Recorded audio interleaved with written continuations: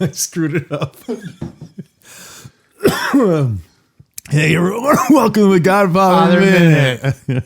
My name is Alex Robinson. And I'm Andy Robinson. And together we are the Godfather Minute Brothers. Today we're talking about Minute, and we were drinking some Sanka just then. That's what we got stuck in our throats. If we had been drinking regular coffee, we would have been awake enough not to do that. Yes. So today we're talking about Minute 92. 92 of The Godfather. Father. Alex, repeat after me. E minuto. E minuto. Numero. 92. 92. 92. 92. 92. You got it. Wow. I'm scared when we get to 100. Then it just resets, right? Yeah, we go back to 1. Okay. And we fill in all the gaps, all the things we forgot to talk about. Okay, good. And we repeat our best jokes. Yeah. It's like a second draft, kind of. Yeah. In other words, we'll just go right to the Woltz and McCluskey minutes. We'll just condense it down to the best 10 minutes of the movie. But today we're talking about Minute 92. And Minute 92 goes a little something like this. The Gangland War montage comes to an end. Tingly piano music. And the last headline reveals that, quote, Syndicate Big Shot Vito Corleone returns home, end quote. We then see an ambulance leaving the hospital with armed escorts. Even my own newspaper man called me a big shot. Michael, Hagen, did we pay them to do that, or they really feel that way? Yeah, he does like that title, right? Big Shot. I don't know. I was thinking more about it. I don't know if that's a compliment or not. I've often heard it in movies as an insult, or not as an insult. Yeah, as an insult, really sarcastic, like, "Oh, he's a real big shot." Yeah, I guess you generally don't hear. Oh, I don't know.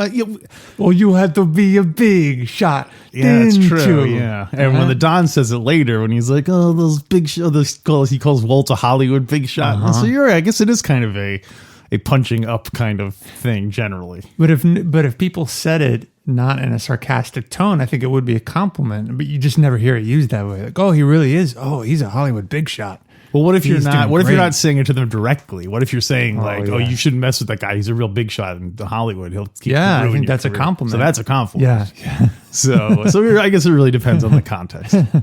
Well, you had to be a big shot, Johnny, didn't you? You had to act like a man.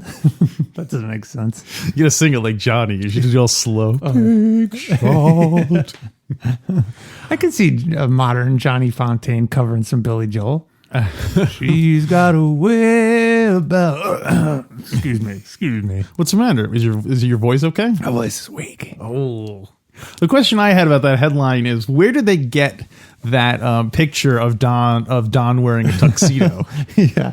That's stock Paramount footage. It does seem weird because I think that's what helps create the impression that the Godfather wears a tuxedo all the time. Mm-hmm. Yeah. Even though he's only wearing it because it's his daughter's wedding day. We never see him wearing a tuxedo when he's like sitting around the house or at work or anything. So what you're trying to say is the Don being memorialized in that tux in newspaper print is what gives us, the viewers of the movie, the impression. Yeah. That's created the iconic. Yeah, because it's the movie poster of him wearing the tuxedo. So it's like he's expected to have the tuxedo on. And anytime you like parody the Godfather, our logo has the the tuxedo image. We're wearing those tuxedos every time we record right now. Exactly. We're farmers, of course. I don't think people knew that, did they?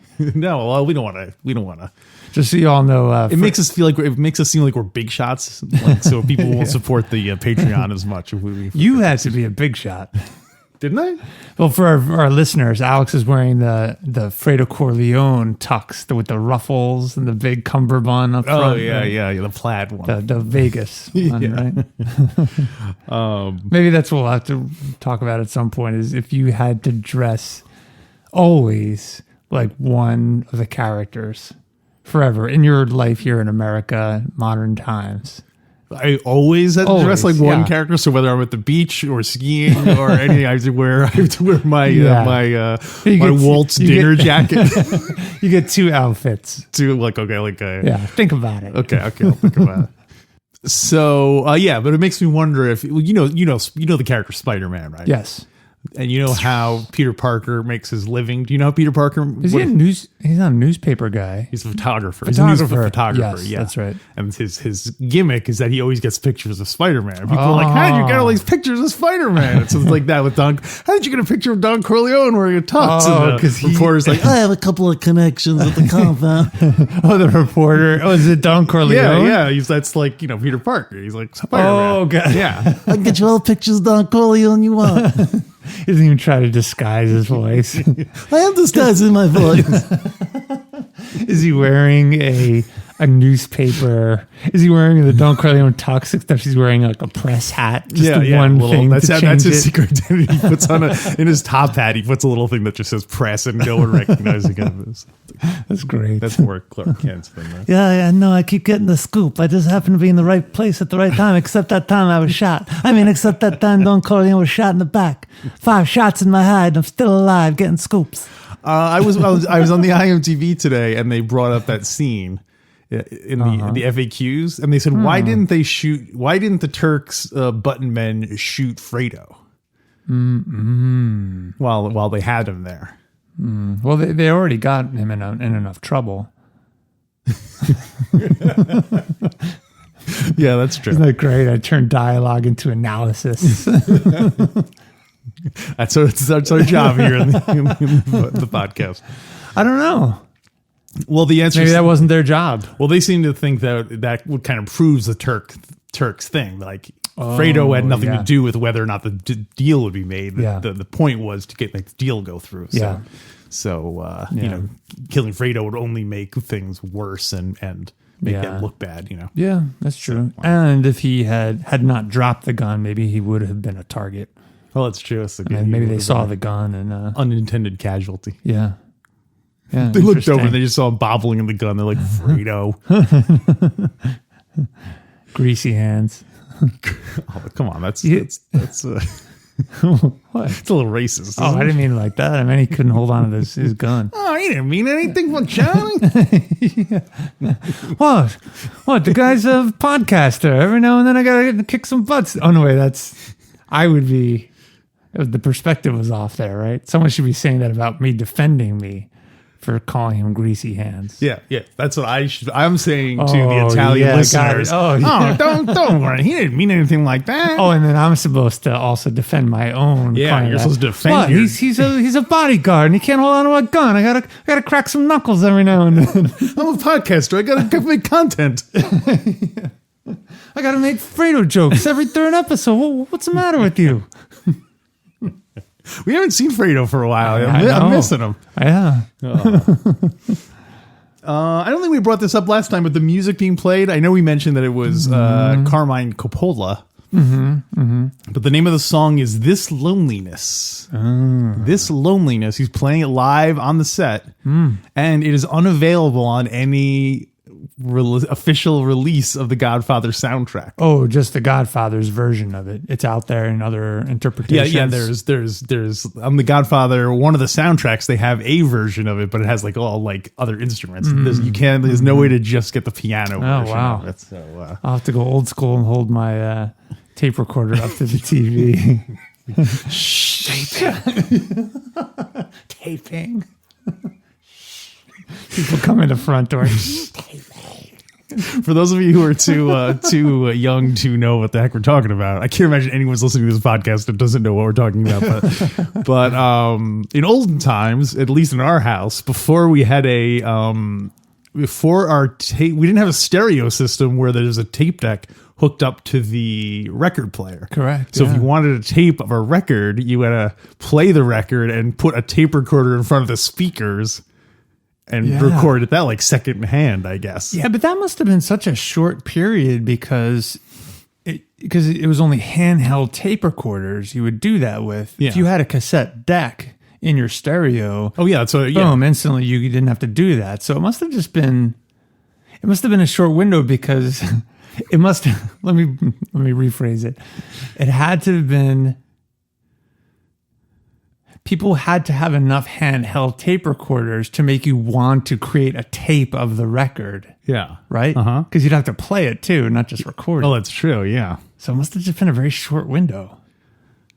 Well, I think boom boxes. I think when boom boxes were on, that was the thing because you could play tapes on your boom box, but it's not necessarily hooked up to the record player. That's right. Yeah. So that might be it. But so the thing was that you'd be sitting there, you'd have to play it in real time and record the record. Yeah. And then like if someone walked in going, "Hey, what are you guys doing?" You'd be like, "Shh, taping." Yeah. You always had to say taping because they wouldn't know why you were shushing them. Why do you make? Don't shush me. What? What's my house too? So certain songs you listen to and they would have like this is the part where mom walked in and started talking. Oh my gosh, all those I don't know what you call them, those little vocal weirdness and tapes, songs getting cut off and all kinds of oddities. Yeah, or when you tape stuff off the radio and you'd be like K93, we you have to end it really. You always miss the end of the beginning of each song because they would have the guy talking over it. Anyway, that's great. That was a sidetrack. Let me jump in back to the Godfather. So what? The montage. Remember the movie we're talking about? Oh, right. So the montage, they're at the mattresses. I think that's the correct way to say it. So what's going on? Do they live there and they go out during the day and war and then go back to sleep there? Why are they not staying at their houses? I think because they don't want their families to get caught up in any accidental. But aren't their families always off limits? Well, remember we see a car to try to bomb the Corleone compound at some point. We see that car so there's something to it. I guess that's true. Yeah, I guess war is hell everywhere. And yeah. You would have thought they would have been more civilized, but there's a lot of money in that crime. Yeah, you would think that would be the case, but you think that their families are generally like off limits, but And I guess each family has their own apartment or apartments where they're all holed up and they have guards outside so that no one can. Well, I guess also even if they don't want to hurt the families, there's still the matter of, well, let's say we want to kill Clemenza. We just wait outside his house and we know eventually he'll come home and then we shoot him outside his house. Yeah, and, that's true. This way, he's not committed to coming home. Man, they must be getting really good at pinochle. Finally, they can be that negotiator. Like, oh, no more pasta though. No more sauce for 30 guys. I do like the one montage. The pair of shots where it shows the food getting put into the big pot. Yeah. And then the next one goes right to Clemenza naked laying on his bed, all passed out. To me, it looked like they were putting it into a garbage can. It looked like there were two pots. Like one was a garbage can and another was. Did it? I thought it just looked like garbage. Oh, okay. But maybe I'm. Why would they be throwing out that food? I don't know. Maybe it's poisoned. We'll have to look up. You didn't find anything in any of the notes? No. Actually, I was asking you what this is. I thought there was some kind of significance to it, like the war is the casualty is the Italian culture, like something like that. But some kind of superstition, like they throw out the first pot. I wonder if. Oh, that's interesting. It's something that they do when they're at their mattresses. They dispose of the first pot in case it's poison or something, in case they're more poly spies. I think someone was just really upset because they made this dinner and everyone was at the mattresses and no one showed up for Fredo's grand opening party for his Mickey Mouse nightclub. So well, I think Clemenza was sleeping and another one of the guys tried to cook. Yeah. He's like, no, you got to put it to salsiccia afterward. You were too busy on the phone telling that girl, you love her. I love you. What are you, a cooking judge? Go do your job. What else you got? I got a bunch of stuff from the book. Okay. But we'll get to that afterwards. Clemenza sleeping. You can see that great shot of him with his shirt off. Mm-hmm. Do you think his wife approved of that shot? Shows him in all his naked glory. Well, he's wearing boxer shorts. Yeah.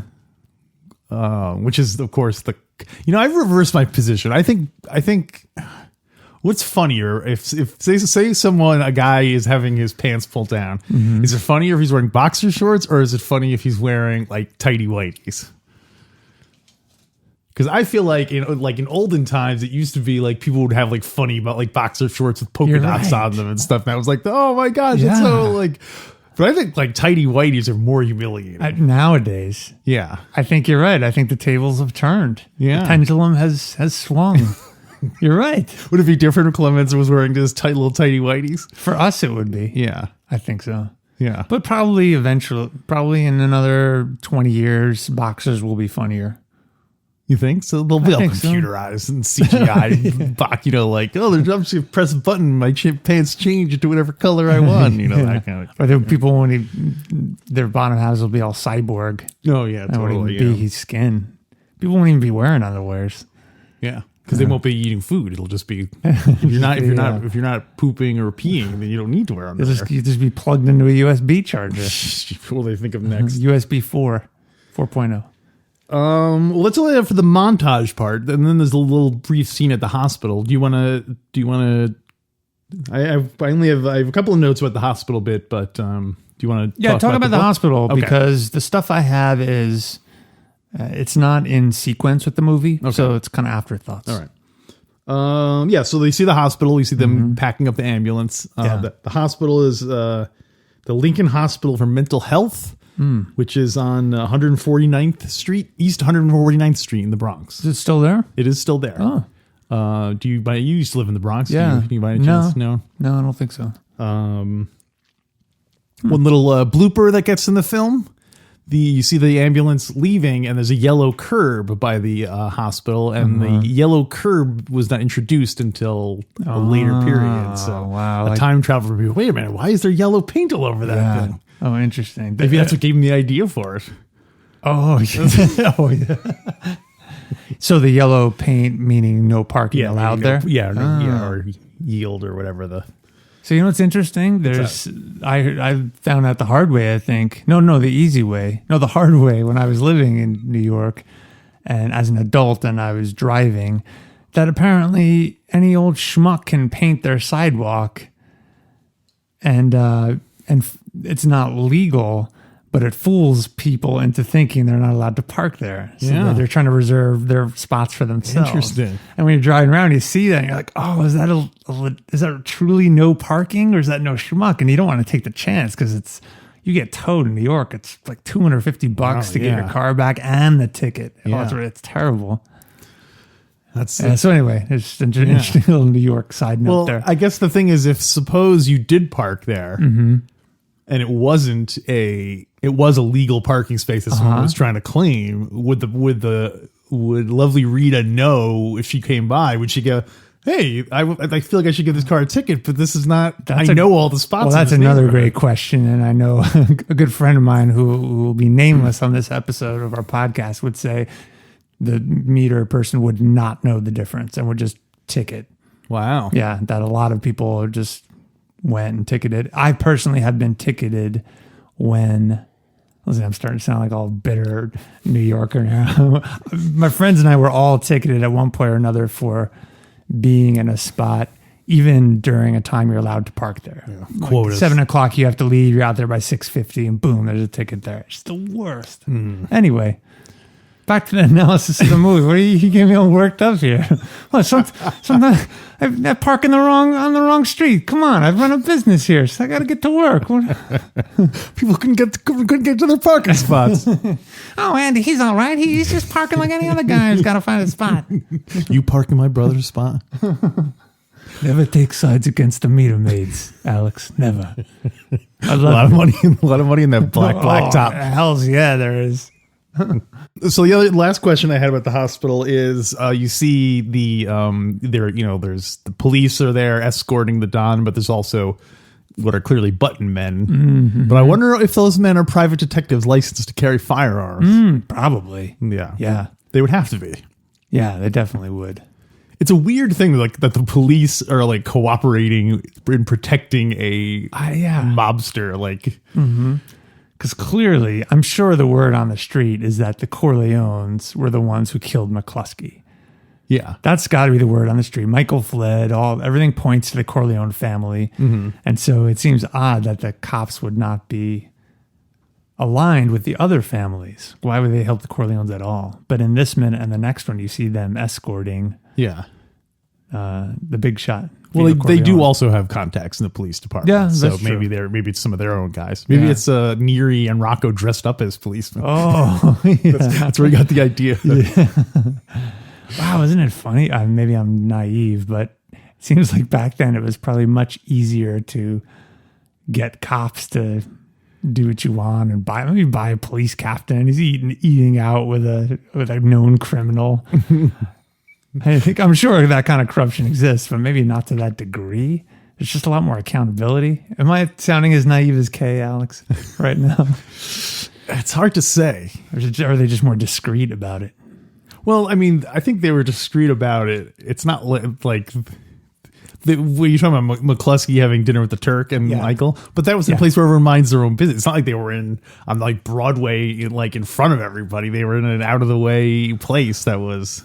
I don't think they were flaunting it that much. But McCluskey shows up to the hospital in front of all his men and pulls all the cops off and then socks Michael. He's a war hero. I don't care. I'm being paid off by the Turk. Stand him up, pal. He says all that. God damn it, Puta wrote this part for me. I'm on the take. He says it. Michael says, "How much is the Turk paying you?" Yeah. He's like, God damn it, Phil! I'm getting paid $10,000 to set up this kid's father. That'd be great if McCluskey. It looks like it's It looks like it's Tatalia, but trust me, it's Barzini. I talked to him.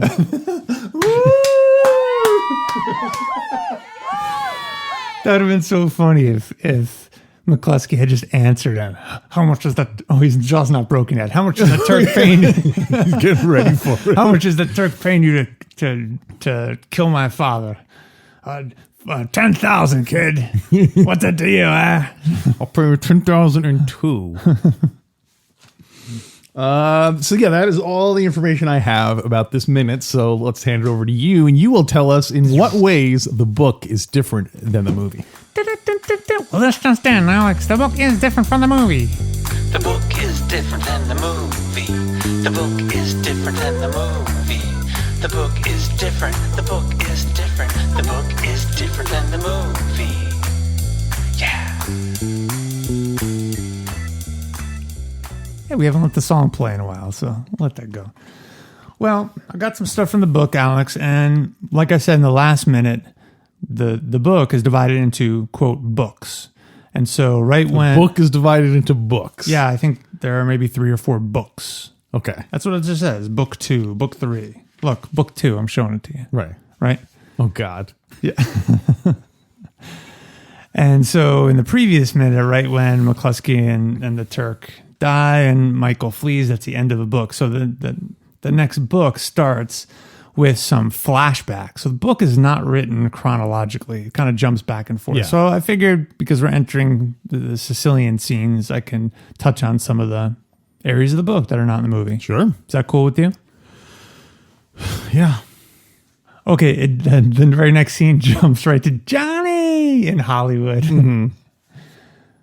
And he's having dinner with a young actress named Sharon Moore. Wait, so this is a flashback or this is a meanwhile? No. This is a flashback before the Don was shot. Okay. So I should have included this in an analysis probably 25 minutes ago. Well, maybe you can cut this and edit it into those episodes. Not going there. Okay. So Johnny's having dinner with a young actress named Sharon Moore. I guess how old Johnny is at the time the Don is shot. I'm fixated on the Sharon Moore name Yeah. because it sounds like a fake name. It sounds like you're Sharon Moore. Oh, the Sharon more than you should. Yeah, that's what I mean. So, how old is Johnny? Oh, that's such a funny Puzo line, like Sharon Shaz. I imagine Puzo talking like McCluskey. Sharon Moore. You know why I call her that, eh? Who did you really want from the part? I'm going to say Johnny is 37. He's not old. He's 37. You're close. 35. 35. Oh, Yeah, wow, 35 years old, which is sort of older for a singer. I know back then. Back though? then.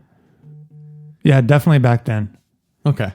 Okay, so they go out to dinner. There's just a connection through. She's a young new actress who got a bit part in a movie, and somehow she's having dinner with the great Johnny Fontane. She asks him He's turning on his olive oil voice and his guinea chong. And then he says to her, now you get the hell out of here. He's turning into Woltz. No chance. He brings her back to his place, and she notices that he's not putting records onto himself, which she would have guessed he would do to kind of lay it on the ladies. Yeah. And so she asks him, she's like, oh, play me some of your records, or can you sing for me? And he says that he's not going to do that. He's kind of like half interested in this girl. I think he's really down right now and just he's drinking a ton. But he says no because, quote, my voice is out of shape. And honestly, I'm sick. Is that your Johnny? That's my Johnny. That's like somewhere between I don't know who that was, Michael and Hagen, kind of. My voice is out of shape. My voice is out of shape, and honestly, I'm sick of hearing myself singing. Interesting, right? Yeah. I wanted to make sure I got that line in because my voice is out of shape. He's mixing it up a little bit. Well, maybe for legal reasons they couldn't use this. It's the same thing with like, oh, it's the finest in New York. Like they had to go with a slightly different phrasing for branding purposes. Well, I think Paramount too had a role in this. They wanted to get as many different sayings as possible for licensing because now there are really no valuable knockoffs. They're all are taken. He's like, my voice is weak. And she's like, you mean it's not strong? No, it could be improved. It's insufficient. My voice, it's not up to par. See also. Yeah. By the way, we've already got Paramount.org and Paramount.tv. Huh? So later, so Johnny's wooing the ladies, but he doesn't play his own music. He's not wooing her too hard. He's a ladies' man. He's been through this before. Sidebar. Yeah. I brought this up in one of my books, but I'll ask you this question. Suppose Johnny Fontane was coming over your house to visit. I don't care. He never gets that part. Would you play Johnny Fontane's music if he was coming over? No. Like as a way of showing like this is how much of a fan I am? In what capacity is he visiting us? To be a guest on our podcast? Yes. He's coming over for dinner, and then after dinner we're going to do the podcast. So is it Johnny Fontane or is it Al Martino? It's Johnny Fontane. Okay. Well, okay. So let's say it's Bono is coming over. Any musician who is coming over, would you play their music for them, or would that be too weird? I don't think it'd be weird. It'd just be, maybe it would be weird. It's just kind of like embarrassing super fan kind of stuff. Like, look, I'm playing your stuff and you're here. It's more. I don't know. But would it be worse if Johnny Fontane came over and you're like, oh, listen, I'm playing Frank Sinatra records, and he's all like, you know? You'd have to pick a completely different genre. A different genre, yeah. That's probably, like some Tito Puente. Yeah. I would definitely have one of Woltz's other pictures on in the back. I wonder what his other pictures were. He's made a lot of them. Yeah. Yeah. Okay. So anyway, back to my voice is weak. And later too, this Sharon Moore tells him that she heard that he did this. Oh, and so the movie just came out. His big movie. Oh, so it's after It's right before he gets shot. Okay, so after the wedding, before he gets shot. Yeah. Okay. And she heard that he did that Woltz film for free, and he tells her that he just took a token payment. What do you think that's about? Hold on, I got distracted for a second. In the movie, don't we see right when Don Corleone sends Luca Brasi on his spy mission? Yeah. That's when the flowers come in because he got the part. That's when he got the part. So I assume he makes the movie. It's in production. Then the Don gets shot. Well, he must be playing with the timeline because that doesn't make sense that Luca would be. It would take him that long to. Yeah, because in the book, Luca's at least 1 month is working his way. Yeah, that makes sense. Family, that it would take a while. In the movie, it's really sort of embarrassing. Luca goes right there and says, "I want to draw." Yeah, it's a little like. Boy, a spy, huh? Who guessed that? I totally turned my back on everyone I was friends with yesterday. It's no coincidence that you just approached Don Corleone. Don Corleone. Yes. And so she did. So what was that? That he just took a token payment for that film? From the studio? Yeah. She heard that he didn't get paid for that movie. And he just took a quote token payment. I wonder if that's based on because the whole Frank Sinatra angle. Yeah. Look up and see if that is. You asked, We'll we'll answer answer. whether or not Frank Sinatra took a reduced pay cut. I can totally see that happening. for a movie. Yeah. It's funny because you think having Woltz over a barrel, he wouldn't do that. They would soak him for all he's worth. Yeah. But maybe it's a publicity angle. You know what I mean? could Like, be. oh, he wanted the part so much that Yeah. he's working for free. And, Yeah. I don't know. Who knows? Yeah. It might not even be true. They might have just said that just to further publicity. Angle. That's true. Yeah. Yeah, that's true. I don't even know about that. I do have more about Woltz too coming up. It's a really interesting Woltz Whoa, stuff. okay. Yeah. And Johnny. Johnny! And so ultimately this young actress denies his advances. What? Yeah. And she's very nice about it. And she says she's She's like, you can act like a man. I want to read it. She was a little embarrassed. This is her quote. Well, when you were so great singing and all, I was still a little kid. I sort of just missed you. I was the next generation. Honest, it's not that I'm goody-goody. If you were a movie star I grew up on, I'd have my panties off in a second. Yeah. I'd be sharing more with you. That's why they call me that. End book. So Puzo goes on to write, Johnny didn't like her quite so much now. She was sweet, she was witty, she was intelligent. She hadn't fallen all over herself to screw for him, to try to hustle him because his connections would help her in showbiz. She was really a straight kid. But there was something else he recognized. It had happened a few times before. The girl who went on a date with her mind all made up not to go to bed with him, no matter how much she liked him, just so that she could tell her friends, and even more herself, that she had turned down a chance to screw for the great Johnny Fontane. To screw for him. Yeah, it's kind of weird preposition action going on there. It was something he understood now that he was older, and he wasn't angry. He just didn't like her quite that much, and he had really liked her a lot. And now that he didn't like her quite so much, he relaxed more. He sipped his drink, and they hung out a little bit more. Finally, she left. He was left with a long evening before him. He could have used what Jack Woltz called the, quote, meat factory, the stable of willing starlets. But he don't say stable. Cartoon. But he wanted human companionship. So I love the Waltz reference. Later on, there's more about Waltz, and I get the impression because they were working together, they didn't become friends, of course, but he learned a lot more about Waltz, just being on the set with him. The meat That factory. is so great.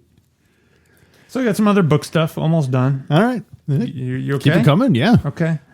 Riveting. This is really interesting. So Hagen visits Hollywood. Dun, dun, dun, dun. We gotta come up with words today. Tom Hagen in Hollywood. Visiting It's Johnny. My voice is weak. His voice is weak, but he got the part in the picture. Sounds like it's turning like welcome back. Out of here. It started turning into like welcome back Connor there. Welcome back. We tease him a lot. What about welcome back? Your legal practice you left back home. Welcome back. Because this is Hagen's second trip to Hollywood. That's true, yeah. He's back. Welcome back. This is the sequel. Welcome back, Hagen. The name's all changed since you've been around. Yeah. Yeah. Check him out. So Hagen comes to Hollywood. And he's kind of following up on some things. Now, when is this supposed to be happening? This is around the same time. So the movie has come out, and there's good press about it. It's actually been really well received. So it's still the same time. Mm-hmm. So it's pre-shooting, though. Pre-shooting, correct. Okay. Oh, yeah. Oh, yeah. If when the shooting happened, Hagen goes running for cover. He would never be out in Hollywood. He might not even be in the car. So Puzo writes, Hagen said cautiously, is winning this Academy Award so terribly important to an actor's career? Or is it just the usual publicity crap that really doesn't mean anything one way or the other? He paused and added hastily, except, of course, the glory. Everybody likes glory. So they have a conversation about winning the Academy Award and not. Yeah. And so it's a really interesting conversation they have. And so Hagen's trying to figure out if Don Corleone should be involved in helping Johnny win the Academy Award. Isn't that funny? That is weird. Yeah, because you thought his whole Hollywood reach was done. Not done, but he did the favor for Johnny. End of story. He got the movie. It seems a bit greedy to be now asking also for an Academy Award. Well, Don is a little smarter than you're giving him credit for, Alex. Mm-hmm. Puzo writes. I think he's getting soft.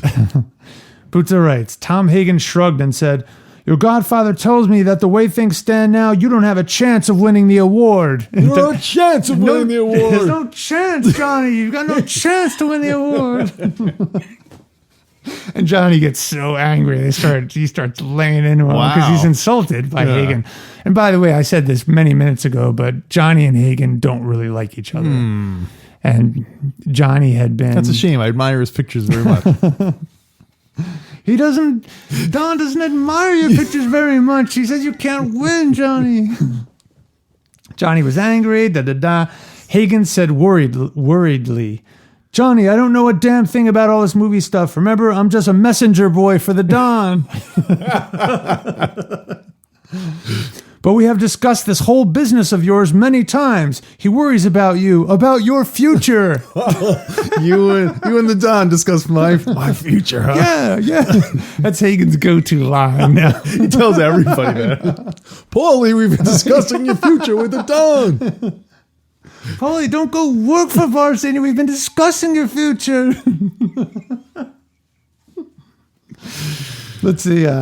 He worries about you. He feels you still need his help, and he wants to settle your problem once and for all. That's why I'm here now, to get things rolling. But you have to start growing up, Johnny. You have to stop thinking about yourself as a singer or an actor. You've got to start thinking about yourself as a prime mover, as a guy with muscle. Oh, wow. Yeah, so Hagen is there to motivate Johnny to become a producer and start making movies on his own. Yeah. And the Don's going to bankroll it. $20 million.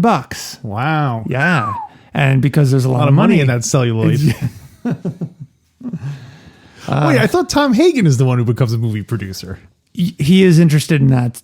Yeah, that does come up later. Okay. Hagen has his own thing working, but the Don's definitely bankrolling His little mistress he has in Las Vegas. Well, what are you going to insult him like that? Johnny should be the one bringing that up. It's a way to get at Hagen. Yeah. Hagen lit a thin cigar. We got the word that Jack Woltz won't spend studio money to support your candidacy for the Academy Award. Mm-hmm. In fact, he sent the word out to everybody who votes that he does not want you to win. Isn't that interesting? So Jack Woltz went. Does he know that many Academy voters? Well, Puzo writes that he actually knows. Where is it? How did an olive oil salesman in Brooklyn become that powerful? You know what? I'm about to get to that. He has a lot. He has a lot of reach. I thought the Molinari family was on the coast. Puzo writes, this is Johnny. Things aren't so bad, he told Johnny. Oh, that was Hagen. Things aren't so bad. Things aren't so bad. Why are you shouting at me, Tom? I'm right here. The Don says he can cancel out everything Woltz did. Well, before we get to that, isn't it great that Woltz did the favor for Don Corleone, but just enough to... Right. Apparently Woltz doesn't want Johnny. He'll never get that award. Yeah. But just enough to not take publicity away from the movie itself. Oh, it's a balancing act. Yeah. You don't want to... Yeah.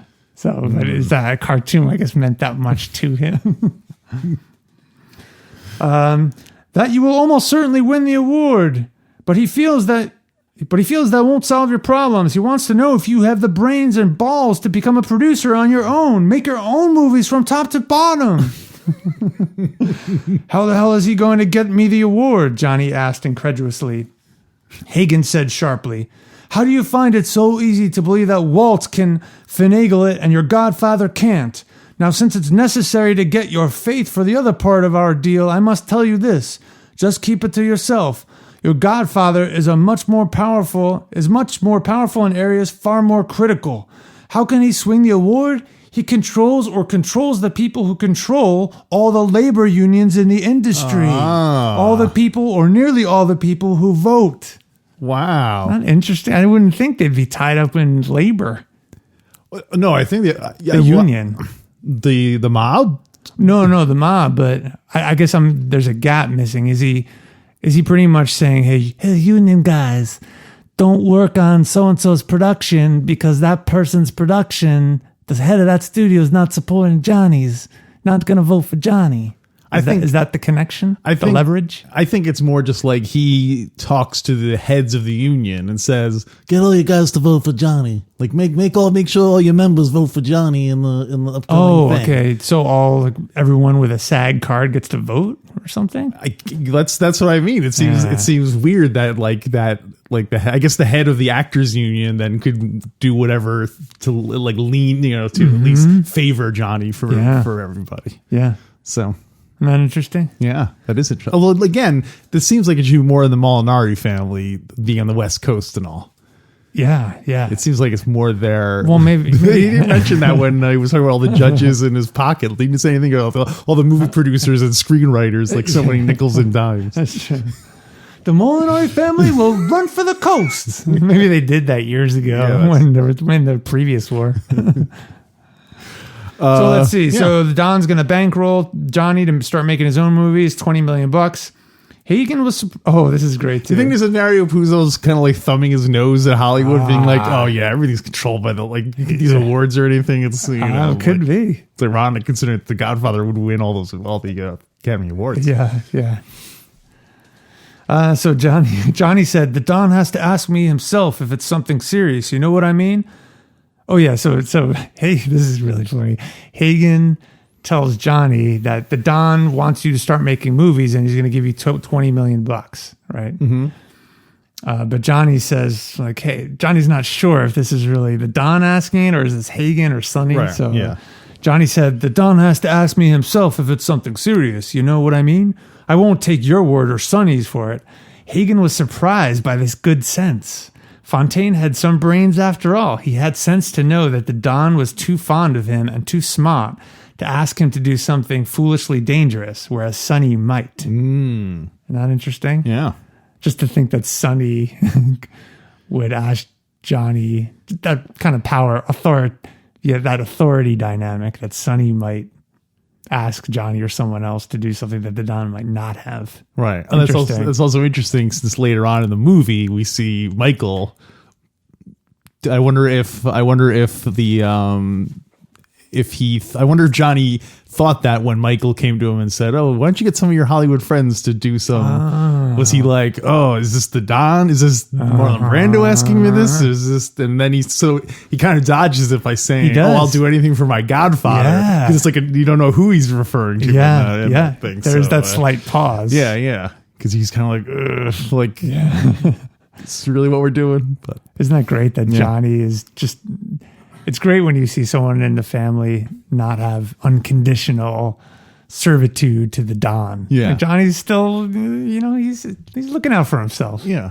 I wish there was obviously the book is different than the movie, but I would love if they did like a Godfather miniseries where they could really flesh out all the, all the schemes that, that Tom was doing his side thing and just fill it out a lot more. Yeah, but, that would be great. Different. Flesh it out. How wouldn't we use those words with Puzo writing the screenplay, Alex? That's true. Yeah, totally. There's so much. Yeah. The characters are just so rich that you could yeah. really fill it in. Even I can see why they cut out a lot of the side stuff, but it's still very interesting stuff. Oh, yeah. Yeah. I mean, it's almost more interesting. Well, I guess because it's cut out, it's even more interesting in the fact that it's so a lot of it is so salacious and kind of very strange, stuff. So, that's all I got for the minute. All right, that's all I have as well. You want to rate it? Let's rate it. All right, I'm ready. It's the end of the montage and the leaving in the hospital. Yeah, okay. I got it. You ready? Ready? 1, 2. There we go. I was right on the bubble. We're 3. in unison. Yeah. Really? Well, just There's a picture of Marlon Brando in and it. Clemenza naked laying it's on the true. bed. Yeah. But there's no any dialogueless ones are hard to make into the high star ones. I do like the look of the ambulance, the old that's station true. wagon. Yeah. And it's a transition minute too. Yeah. 2 for transmission. 2 for transmission, please. So what do we got coming up in the bonus content? I don't know. We haven't discussed it or anything. We'll have our usual stuff. We can continue with the musical. We do have Mad Libs. I've got about 500 Mad Libs. I really do. Dude, every week for 500 weeks. that would pretty much just take us to the end, I bet. Yeah, probably. The would. Godfather 3, yeah. This is what we're going to, okay, we'll talk about this in the bonus content. So yeah, if you want to hear what we're going to talk about in the bonus content, we don't even know yet, go to godfatherminute.com/support and sign up and get more of us in your ears. Alex, we don't have a sign off yet. Oh my gosh, we do not have a sign off. No. So typically we did it. Our sign off was always the end of the next countdown. So should it be something with Sunny on the Causeway? Shooting Sunny on the Causeway? Like until next time.